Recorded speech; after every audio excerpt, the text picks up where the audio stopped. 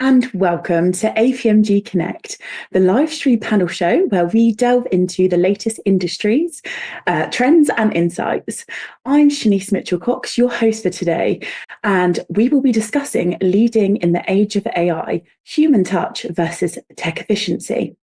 I'm based in South Wales today, and I would like to know where you are joining us from. So pop your name into the comments and let us know where you're joining us from. It'd be nice to know where you're all tuning in from around the world.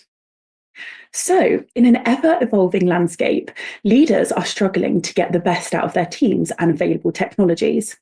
There are practical and ethical concerns over the use of AI, and some say that we're racing ahead with technology and leaving our people behind.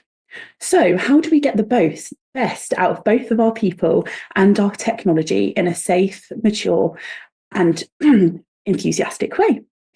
To explore these intriguing questions, we're joined by four amazing guests who bring a wealth of expertise and experience. So, without further ado, let's meet them. I would like to introduce you to Miles Hopkins. Miles stands as a pioneering figure in the realms of artificial intelligence and value architect, earning recognition as a business agility influencer with a significant footprint in Africa. His contributions to the field are substantial, not only in his leadership within the business agility community, but also through his active participation in various think tanks and special interest groups. Thank you for joining us today, Miles. Thank you. Wonderful. And moving on to Amira Kula. Amira is an AI change consultant and the founder of People Stuff. On a mission to help keep humans and technology in sync, she helps leaders and teams cut through the hype, tackling AI readiness and adoption with her Human in the Loop workshops. With a background leading global performance transformation and HR tech implementations, Amira knows how to land change in the real world, not just on paper. Thank you for joining us for today's episode, Amira. Great to be here. Thank you. Thank you. And moving on to our next guest is Janine McConnell. Sorry about that. Janine guides leaders through transformation by creating clarity from chaos and optimizing meaningful outcomes. With 45 years of experience in technology and leadership across Silicon Valley and beyond, she founded Nexterity to help leaders scale both personally and strategically. Welcome to today's episode, Janine. My pleasure. Thank you for having me. And last but not least, I would like to introduce Mark Rovers. Educating and coaching leaders, professionals and teams is Mark's passion and is what he's been doing for nearly 3 decades. Mark works for an AI certification organization, a company specializing in certifying people in the field of AI. It's wonderful to have you on the show today, Mark. It's very great to be back, Shani. Thanks for having me. Always a pleasure.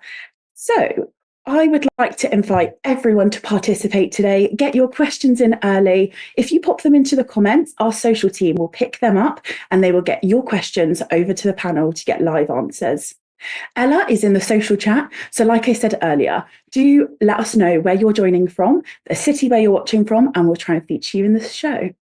Remember to get your questions in early so we've got enough time to get you your live answers. And let's dive in and start with our first question. So the first question for today is, what impact is AI and automation having on global jobs and talent landscape? I'll go to Mark and then Miles first. Thank you, Shanice.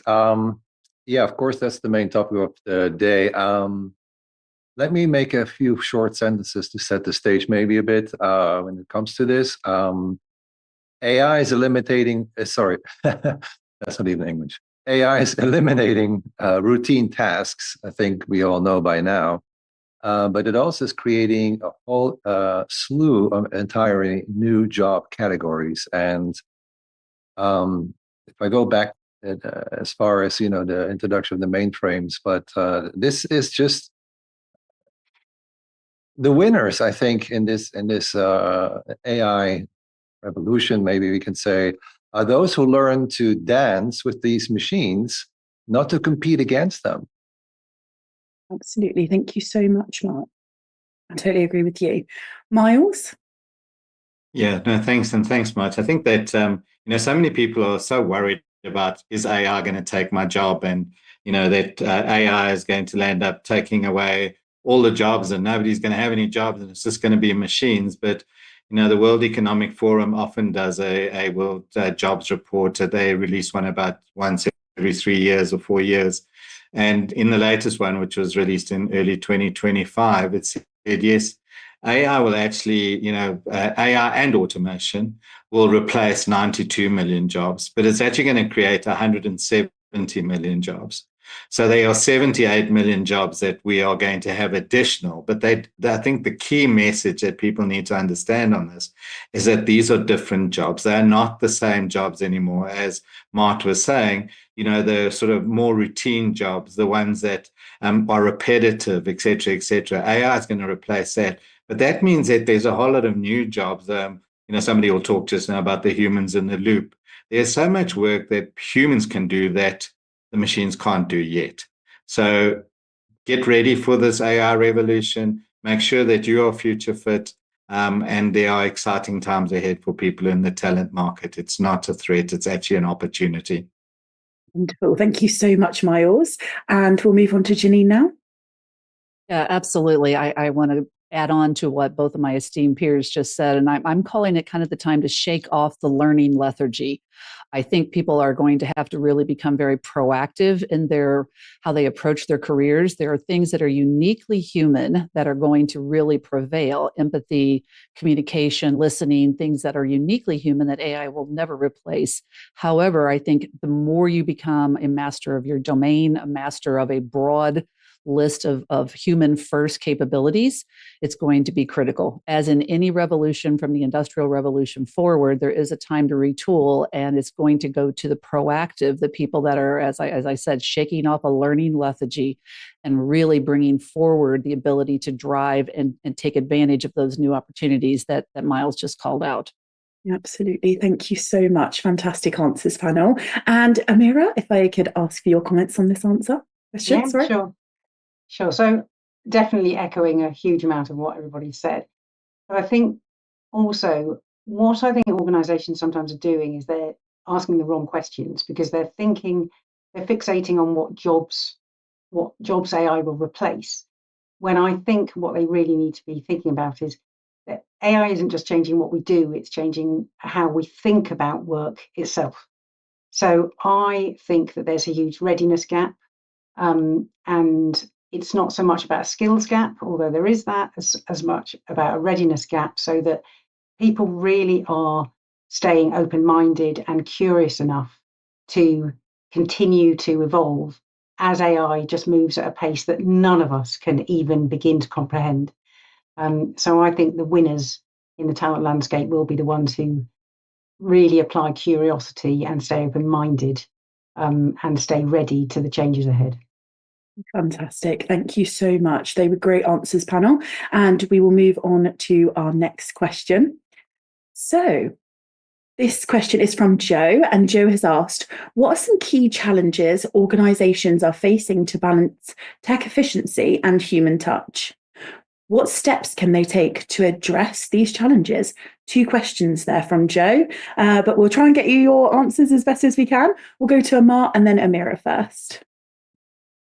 As we've seen with technology for decades, right, it has automated routine tasks. And we see the same happening with AI. Maybe it's not touching as much the blue collar section of our industries, but now also the white collar. And then maybe why we think it's so much more threatening. Well, it's the same, basically. It's not a threat. I think what AI will do is handle more of these mundane tasks, where the humans then, are freed up basically to focus on a lot more complex and emotional and creative things. I think the opportunity is huge as far as now getting the time to do all that, which we may not have now because we focus so much on all the mundane stuff. Fantastic. Thank you so much, Mark. Amira? So in terms of the balance between tech efficiency and human touch, I think something I'm noticing is there's a bit of a perception gap between leaders and their people. So there was a really interesting report from Tim Creasy and ProSci, the kind of change management guys, recently, who did extensive research and showed that there's a really big gap between some of the leaders and the executives and the technologists in organizations who are absolutely wildly optimistic about AI and can't get enough of it and only see it as positive, versus some of the frontline, a lot of the frontline workers who are deeply skeptical, very anxious, and often very ill-informed. And they might be unaware of some of the risks as well as the opportunities. They might be using shadow AI, where they're using AI that isn't necessarily a that they're bringing in on their phone or they're using on their own computer, which is fine as long as they understand the guardrails, and have some sort of explanation about how AI works and what to be nervous about. So I think this balance really is about making sure that there is a real conversation going on between the leaders, the tech guys, and the employees who are using AI, so that the human touch stays in touch with the efficiency side and kind of the productivity side that AI can give us. Yeah, wonderful. Thank you so much. Miles? Yeah, so this is quite often, I talk to a lot of people about this, but it's my hugest frustration. People talk about AI, first of all, as though it's new. It's been with us since Turing came around with it in I think it's 1956. And number two, AI is not just one thing. There's over 50 different parts of AI that we need to talk about. So we shouldn't look at AI as though it's just one thing. We need to understand what it is and how we're going to use it. The other two things that I want to reference here is with AI, with things changing so rapidly and radically, we actually have to go back to basics in some ways. The first thing, if we want to improve the efficiency, so we speak here about tech efficiency, we need to literally go back to the basics of looking at business processes. And this is not the old grandfather way of doing business process re-engineering with agentic AI. I can type in a process and it can literally have my process up and running with an agentic AI in minutes. But if I don't look at the value, so I spoke about being, value architect in the intro, you said there, Shanice, I need to look at the end-to-end value that we're delivering either to customers, to shareholders, to employees, or to the communities we operate within, and understand how that whole process works. Because if we don't, we're going to start building AI solutions into areas that actually land up making us less efficient. And I'm going to stop now. I just want to give one example of this with one of my clients, such as a big bank. And in their treasury department, they were so excited because they automated virtually the whole of their treasury department. But what they didn't realize is that they were actually creating more than double the work for everybody else in the bank. So it needs to be looked at holistically. Value flows horizontally. It doesn't flow vertically. Yeah, fantastic. Thank you so much, Miles. Incredible perspective there and answers. Thank you so much. Janine, would you like to jump in now and finish us off on this question? Yeah, absolutely. I think when we think about efficiency, there is a counter side to that needs to be considered, which is false efficiency.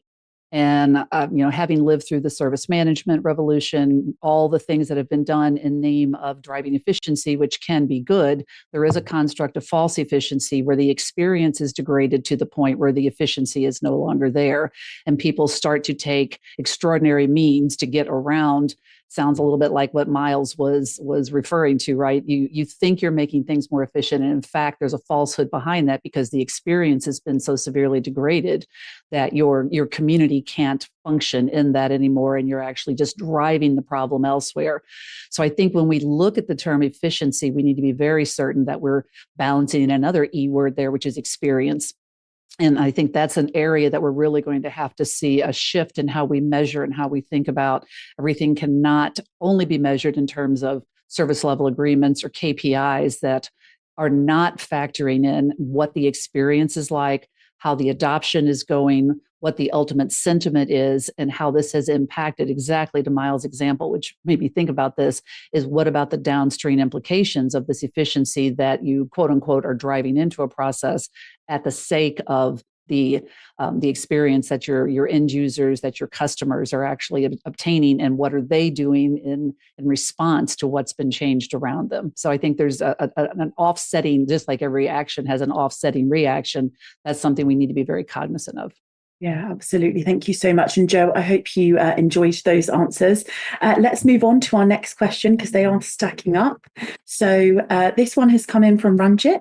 In this new AI age, how do organizations and individuals prepare themselves to be future fit? We'll go to Amira first and then Miles.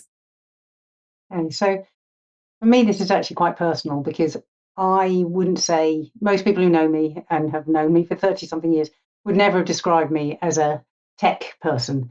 I started out in HR, I then spent 20 years or so doing change management, and have latterly become absolutely fascinated by AI because of the impact that it has on people's, workplace, their society, etc., etc.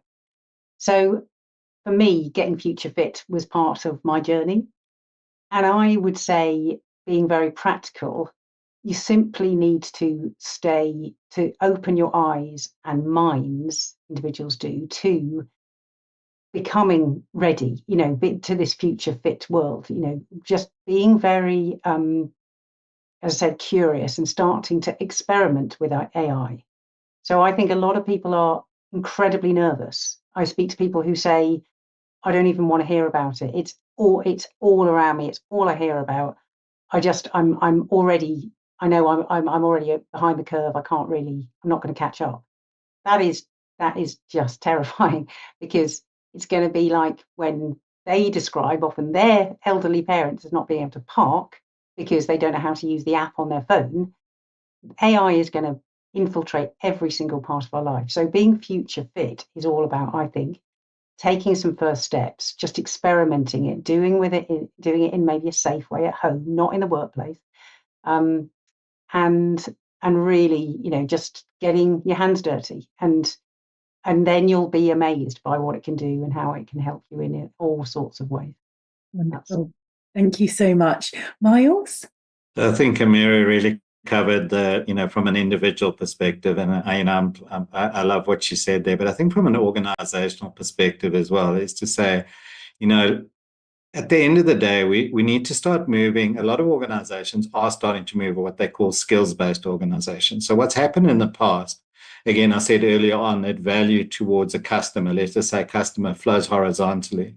And what organizations have tended to done is then break that work up artificially into jobs and into functions. Whereas skills-based organizations say, okay, this is the value that we want to deliver. And these are the skills we require to deliver that value. And then we start taking the skills to the work rather than the work to the jobs. And one of the last things I want to say about is often in your organization, you have skills you don't even know that you have, and you need to understand what those skills are. We call them the hidden skills. And it's spoken about that people that are autistic are very good at things like data science and AI because they see patterns we don't. Okay. And so are we leveraging off that as organizations? So it again comes back to looking at value, horizontally rather than vertically. Absolutely. Thank you so much. And Mark, if you'd like to add to this question.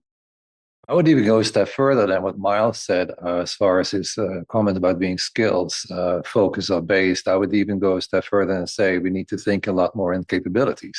Skills is, of course, a part of that, and think broader, which leads me to organizations need to be much more these learning machines and individual. We as people, lifelong learning should not be, oh yeah, I need to do that too, or oh, that's for you, not for me. Each of us should be lifelong learners. And there are some nice images that have been put out there with, T-shaped professionals where, you are becoming really good at one thing, deep expertise in a particular area, and then become fluent in when it comes to, hey, how does AI fit in all this, and to also see the bigger picture. Some even go further and say it needs to be a V shape, but you cannot afford to just be a generalist in anything and everything. I mean, you have to specialize at least on one thing And that's where you start adding value. Fantastic. Thank you, Mark. And Miles? Yeah, thanks. Martin and I didn't actually prepare together beforehand because, I totally agree with him. When I'm working with organizations, they come to me sometimes and we talk about strategic workforce planning. And I say, no, you can't do it. That's an old way of doing things. It's actually strategic capability planning, because you first need to understand the capability to deliver the value. Once you understand those capabilities, you break it down into skills. And once you know who the skills are, you start matching your talent to those skills. So, it's a whole process that needs to be followed, but it starts at the capability level. So 100% agree with Mart on that.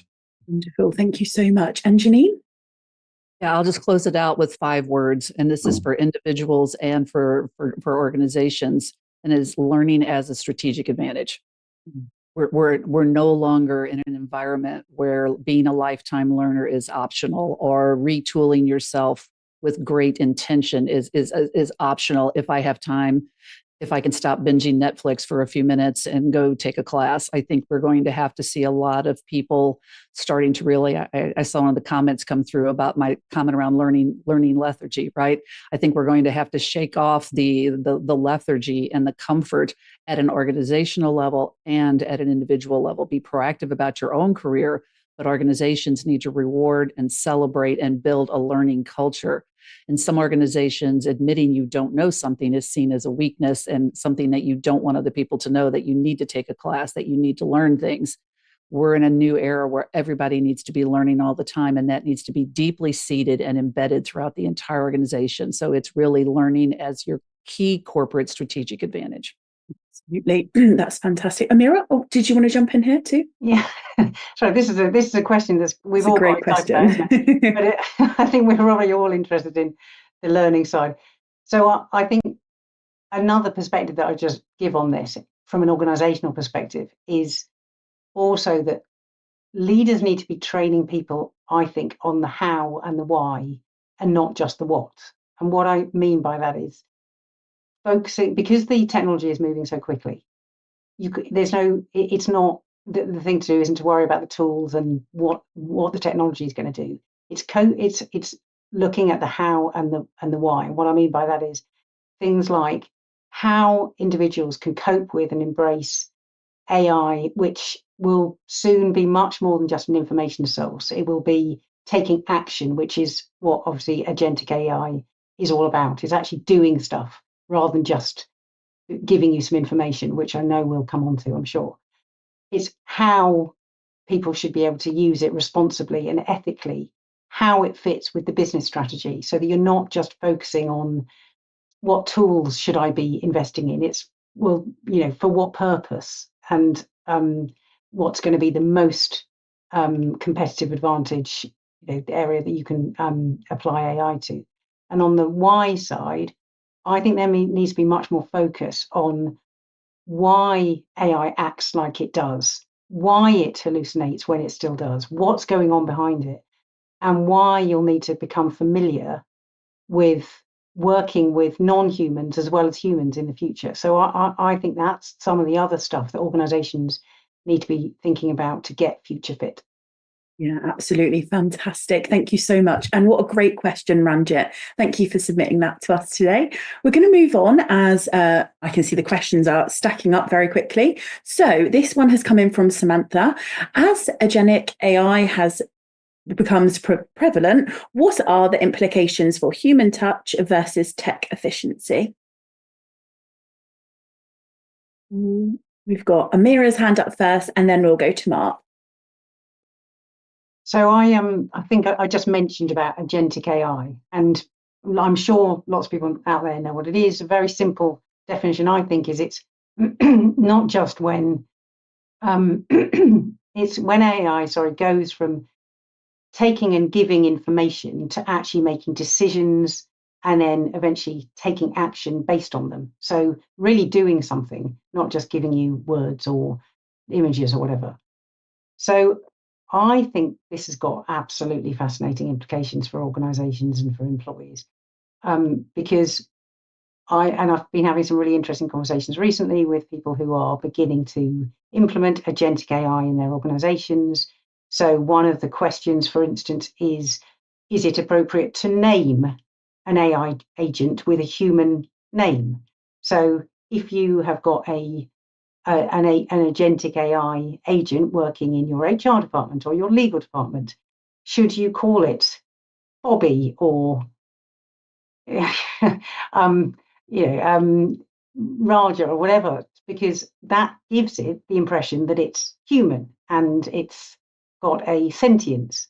And there's a whole load of debate about that. That's a whole minefield in itself.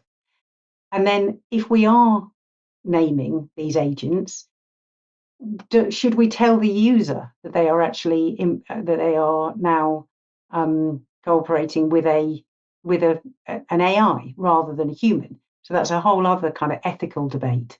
And then if Bobby starts misbehaving and adopting racist language or being homophobic or whatever might theoretically happen, considering it's getting its learning from what's going on in social media often and what's going out there on the web, whose responsibility is that in an open source kind of world?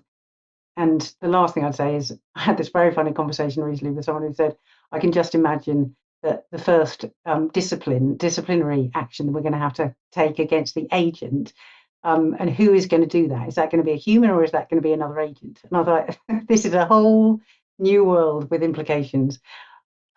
Absolutely. Thank you so much. Mark, if you'd like to answer this question.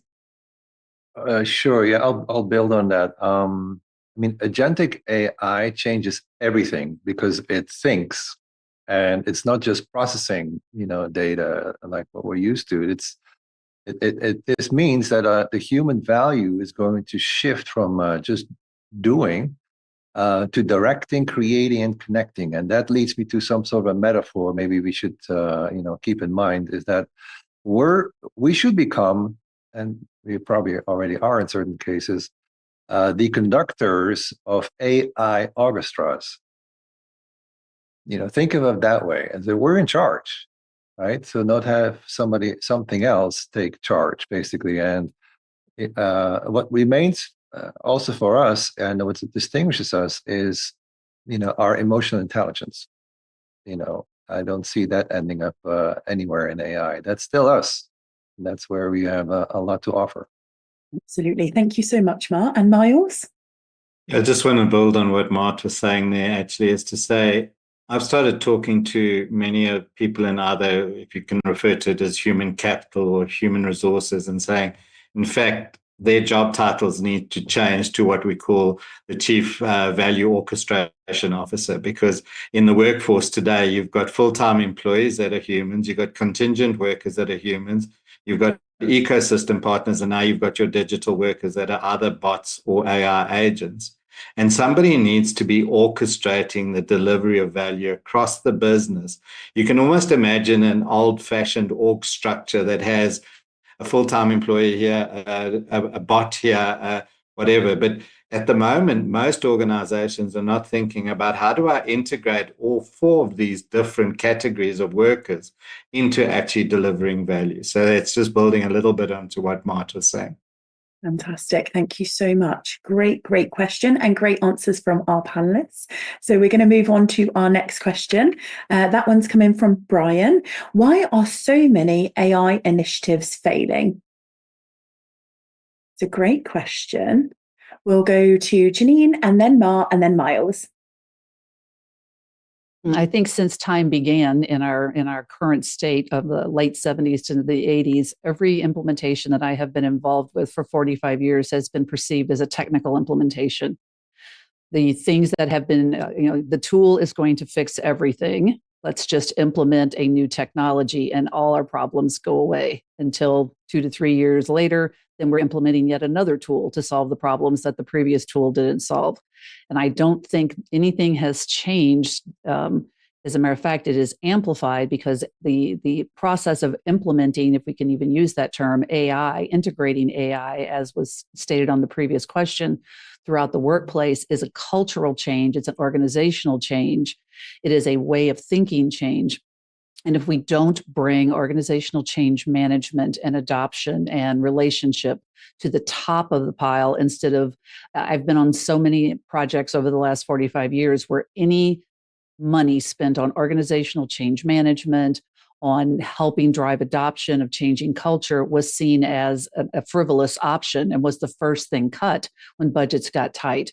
And I think there have been recent studies that say for every dollar spent on the technical adoption, $3 should be spent on the actual change initiative to make this happen.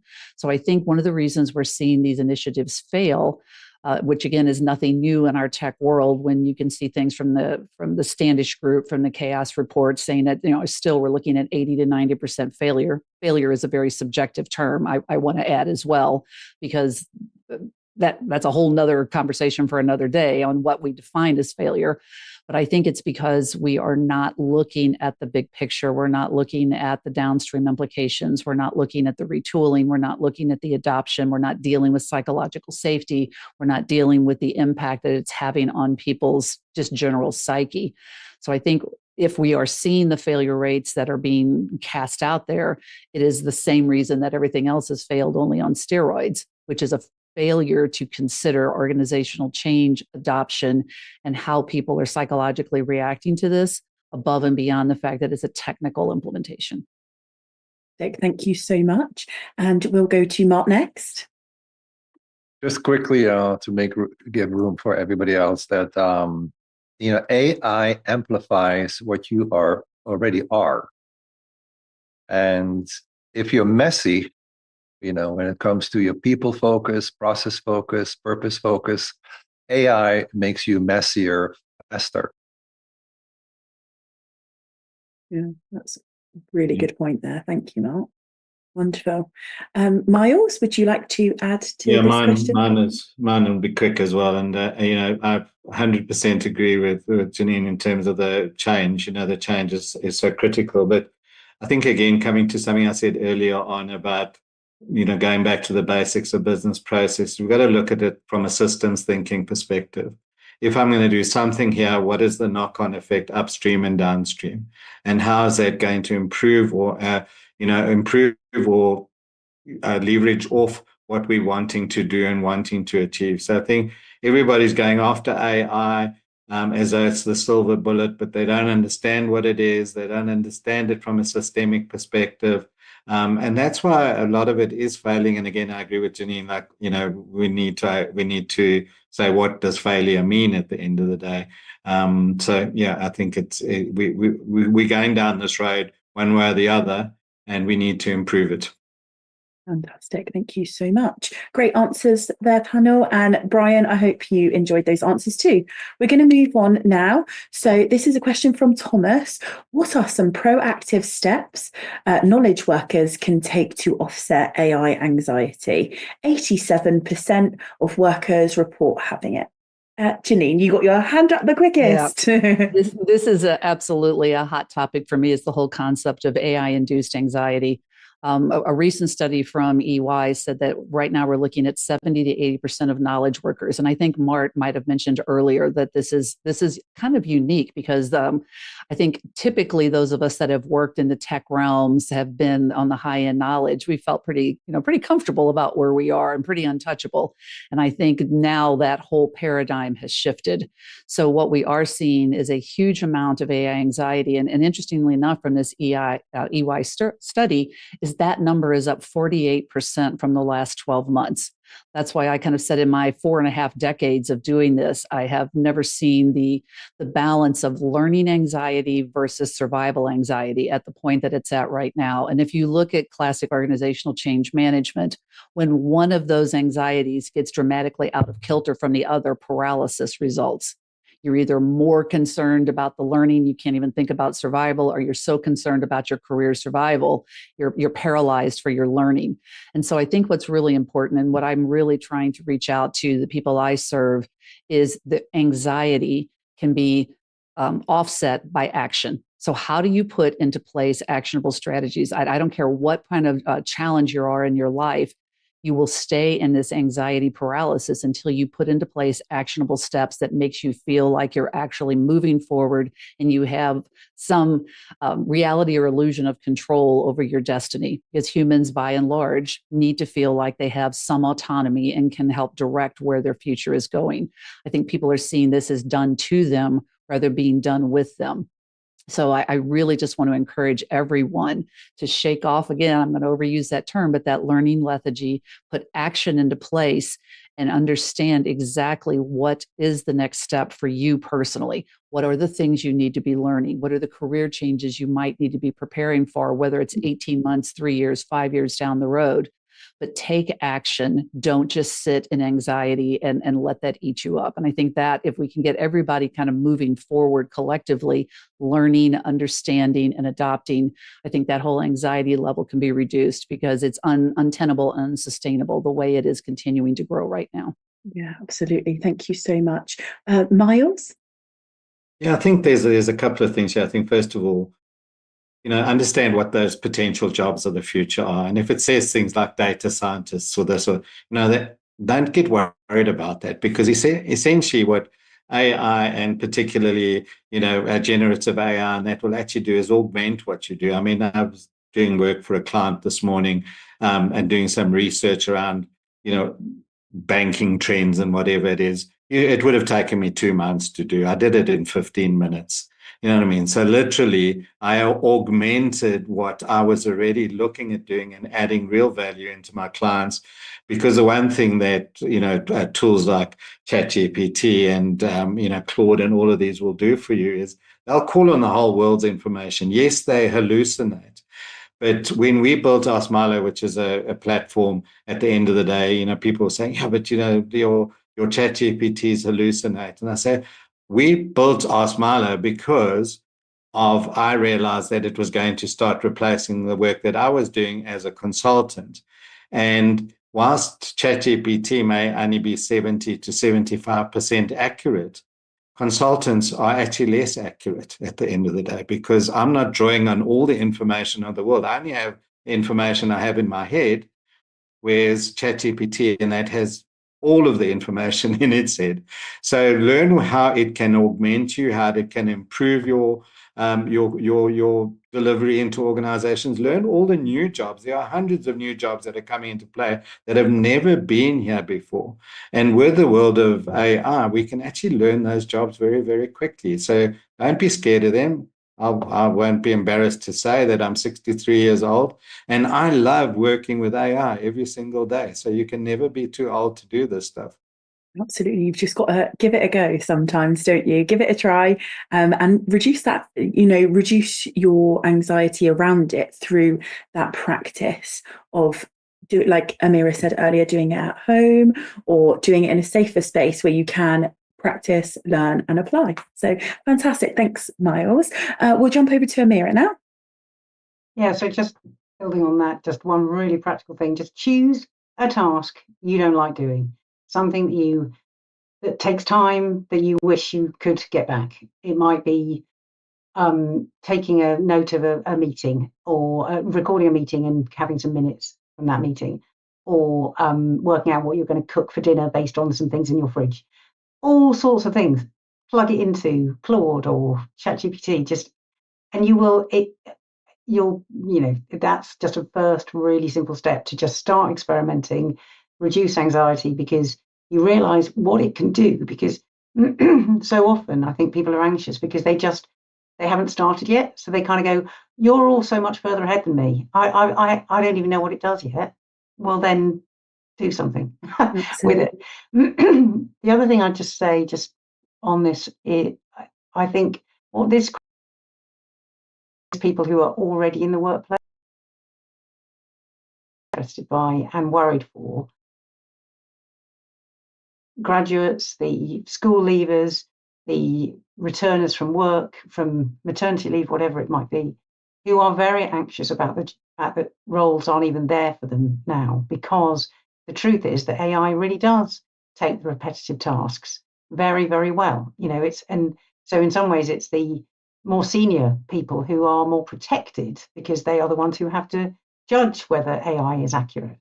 So I would say and I wrote a blog about this recently, about AI eating the first rung of the career ladder. So I think for those early careers individuals, again, the solution to this isn't to be an ostrich. It is to open your mind to it, to understand what is going on and what roles are maybe going to become vulnerable to AI, and what industries to run towards and what maybe to be more nervous about. And again, to kind of familiarize yourself, to take Janine's point about don't be the lethargic learner, be the fascinated learner who can, just try and get competitive advantage by being that bit more informed, more ahead, and more curious. Absolutely. Yeah, definitely. I was speaking with one of my colleagues who felt quite high anxiety when using AI. And I also think there is a power of collaborating and learning together. So when I shared my screen and put in a very simple search, it just gave her a little bit more confidence to go off and do that just from seeing it, what I was putting in, some of the prompts that I was using. So I think learning is always better done together. And if you can share and help your colleagues reduce some of their anxiety, especially if you are comfortable using certain platforms, maybe some drop-in sessions or some workshops are always good. And it gives us all an opportunity to collaborate too. So I'll move on to the next question. So this one has come in from Susan. What are the key elements of human touch and how can knowledge workers amplify those attributes and skills? Mark has put his hand up first, so we'll come to you straight away. I'm going off of 4 pillars to answer this one. And for me, they are empathy, creativity, complex problem solving, and relationship building. And I think AI can help us with that, maybe from the data perspective, because that's what AI is good at. For us, to give you some practical spin on this, I mean, practice proactive listening a lot more. Yes, ask better questions and become a person who sees, what maybe some others may be missing. I think there is a huge opportunity for us when it comes to this human touch. Fantastic. Thanks so much, Mark. Miles? Yeah, I think there's a few things that humans are that we'll use humans for in AI versus the AI itself. And there's things like framing the questions, the assessment of the answers, the curation of, what we want to put in, the synthesis of what's coming out of it, networking from an expert's perspective, engagement, feedback. AI is good at generation, ideation, challenges, analysis, adaptation, information, and refinement. But there are a lot of things that AI needs almost. So when we look at human plus machine, so there's a fantastic book. I actually should have written to them and said I want a commission, because I speak about this on every one of my shows. It's called Human Plus Machine. And it talks about not only that AI augments humans, but that humans augment AI and that we learn from each other. That's fantastic. We'll try and get a link to that book into the chat. I'll find it. Yeah, that'd be great. I'll get the social team to pop that in there so you can click through and have a little look. Amira, if you would like to answer the question, that'd be great. Yeah, sure. So I think something we need to really remember is that humans are really complicated and really emotional. And if there is something that humans are always going to be better at than AI, it is trying to understand the nuance and the complexity and the sheer, often bloody-mindedness of the human condition, because we're not logical. We're very opposite to AI itself. We make sometimes strange decisions based on context and background and history. So I often work on complex change management projects.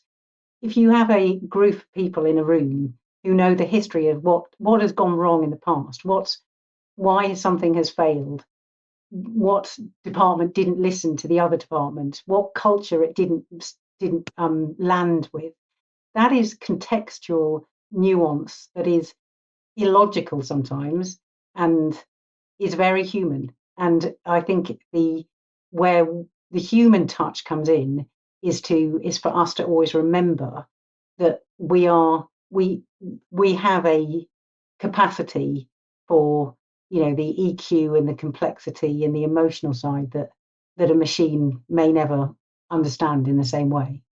So that's that's what I'd say we need to focus on. Perfect. Thank you so much. And Janine, do you want to wrap us up on this question?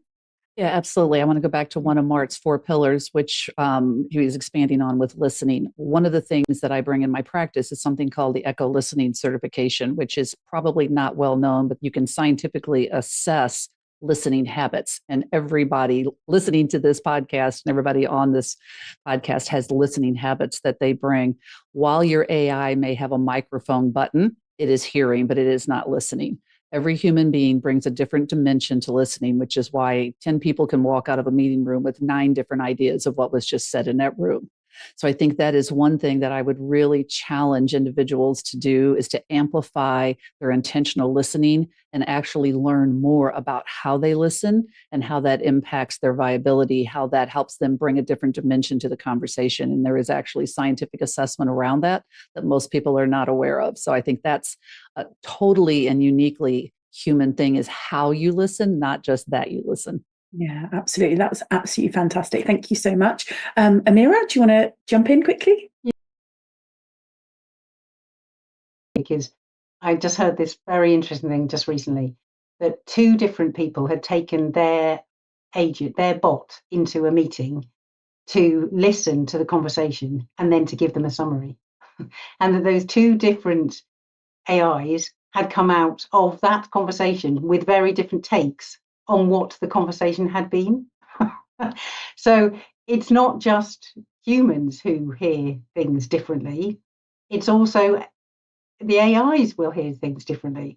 So who is going to be the arbiter of that in the future? I don't know, but it just made me laugh a bit. Absolutely. Thank you so much. We're going to move on to the next question because we are getting close to time now. So this one's coming from Kath. How should traditional IT roles, project managers, business relationship managers, and IT leaders, etc., think about their future roles in an AI forward world? We'll go to Mark first of all. That would be great. Just focusing on the project managers. It's a little bit near and dear to me with, what was mentioned earlier. There are so many tasks that there's AI solutions for it that project managers are doing that where AI can amplify what they're doing and support and help them. So do your homework, look around. For example, if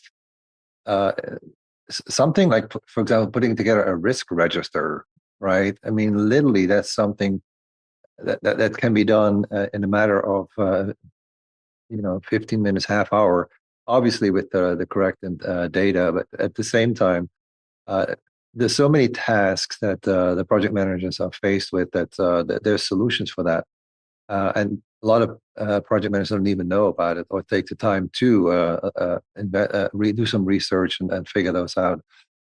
It's just one example where, be curious, be inquisitive, and look around and see what AI solution. I don't know the number, but we're looking at thousands and thousands of solutions out there that a lot of us don't even know about. Who will know all of them, right? But there's an AI for that. You can almost make that statement. Absolutely. Thank you so much, Mark. Miles? I'm going to say this: it doesn't matter whether you're in an IT role, a project manager role, or whatever role. You need to look at what the future looks like, because if you're thinking about it strictly from an IT, I mean, AI can write your code for you now. I don't need software developers anymore. I can literally put my query into the right type of AI and it'll give me the code. And then I can use that code into a system that's also another AI system that can generate whatever the software developer used to do. But there is still and this goes for any job at the end of the day, there's still that learning about what is that future? How do I now, as a software developer, does that mean I don't have a future? Of course you have a future, but you need to understand how AI is going to fit into that future and not be scared about what is going to, how it's going to destroy my job. Is to say, how's it going to augment my job at the end of the day? How can I write AI code quicker than I used to be able to write AI code and launch it into a system? That's a great answer. Thank you so much, Miles. And we're going to go to Janine now. I think if you look at the comma separated list that we've got here of project managers, relationship managers, IT leaders, I think the answer is going to be a little different based on what their bent is. So, as a project manager, to Mart's point, the rote tasks, the task. I always used to say, "Are you a task manager or are you a project manager?" And I teach project management because there is a huge difference to thinking holistically about the impact of the project, back to that definition of success, et cetera, as opposed to just rote managing tasks. So I would say in areas that you were already relationship facing, you need to amp up everything that is uniquely human about what you're doing. How do you bring AI into the conversation as another project team member? As a relationship manager, how do you become the navigator for AI into your business partners?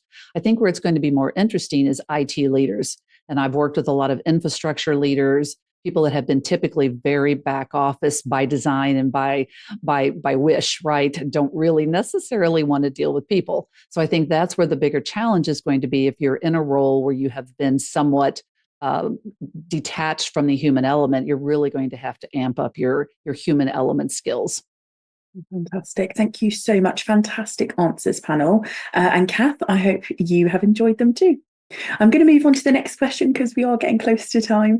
So what are the best change management practices for introducing AI tools in a way that preserves psychological safety and trust? And that's from Christine. So we'll go to Amira first, then Mark, then Miles.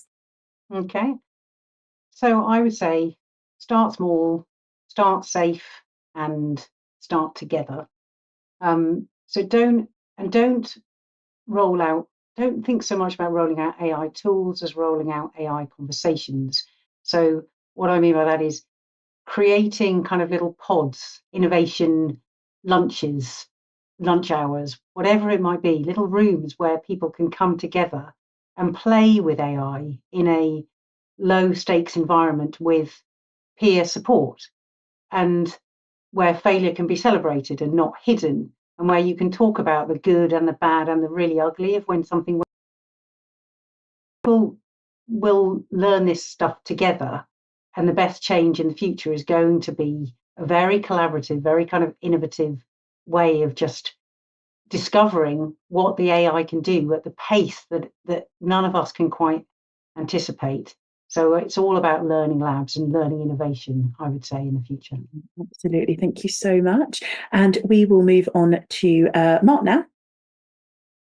Two quick answers. One is look for AI champions, create them in your organization. Find those peers that are willing to share their wins and their learnings. When it comes from your own people, then it's probably easier accepted. Plus, the other thing is that establish transparency in your organization, what AI can do or what it won't do.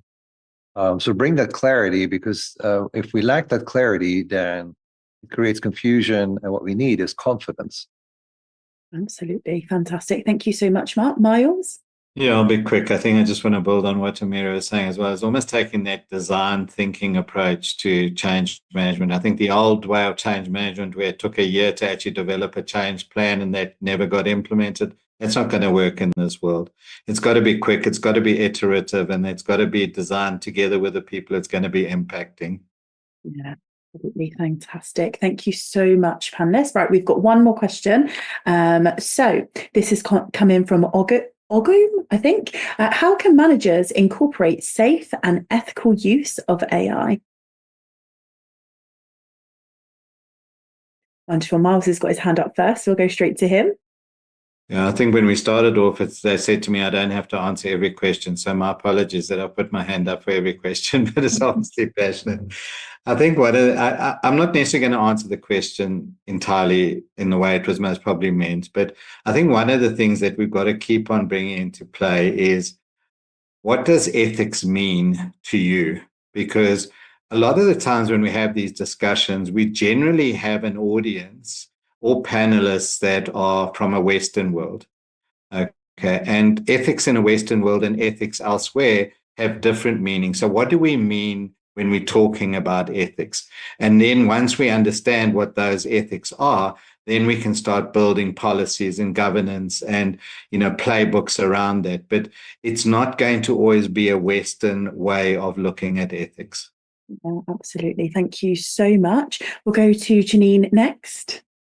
Yes, just very quickly, I think when we were talking about the retooling of IT leaders, that is, I think, going to be one of the critical career next steps, is becoming more actively involved in the governance, because I think there needs to be an overarching governance rather than each manager or each division or each pod of work figuring out the best way to do this. This is where IT can step forward and show, again, I think Amira used the term arbiter, which is one of my favorite ones around this, right? How do you become the arbiter of AI consumption inside your organization and create a standard governance model across the enterprise rather than leaving it to the discretion of each individual group of people? Absolutely. Thank you so much. And unfortunately, we are out of time today, so I'm going to have to close off this question. I do think this probably needs another episode, so I'll let the events team know that we need to come back to this topic again. But I would like to thank everyone for your excellent questions today. And panel, it's time for your closing remarks. So I'll begin with Miles. Yeah, I use this term quite often. There are three types of organizations or three types of people: those that make things happen, those that watch things happen, and those that wonder what happened. Don't be one of the last groups, please. Make sure you are one of those things that are the people who make things happen. Absolutely, that is fantastic. And thank you so much for joining us today, Miles. Thank you. Amira, if I could have your closing remarks, please. I think as someone who runs workshops for leaders and HR teams on human in the loop AI readiness workshops, I have to say this has been a fascinating debate, and my big hope is that all of our learning becomes very prevalent in organizations, because AI is exciting if we do it right and if we do it consciously. Yeah, absolutely. And thank you so much for joining us. And thank you for your great workshop as well. It was great when I attended. So thank you. And Janine, if I could have your closing remarks, please.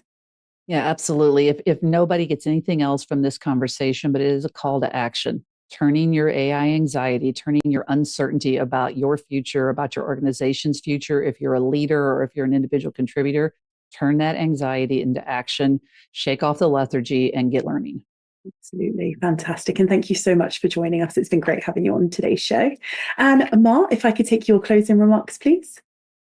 And to stay in tradition, Shanice, I found two quotes from Dave Waters. And, not to sit back and, but he once said, a baby learns to crawl, walk, and then run.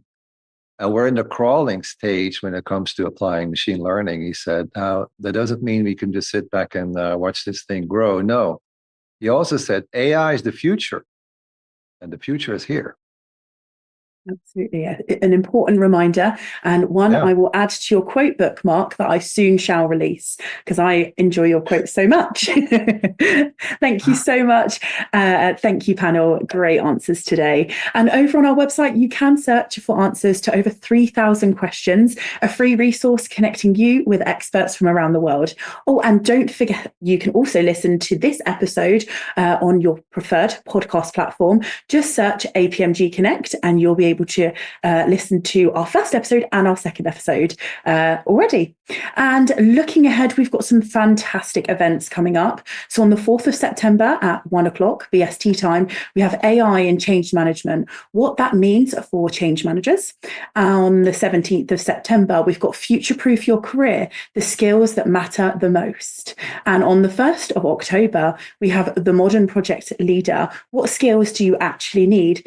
Don't forget to subscribe to our YouTube channel and like this video, and we'll see you again in 2 weeks. Thanks for joining us today.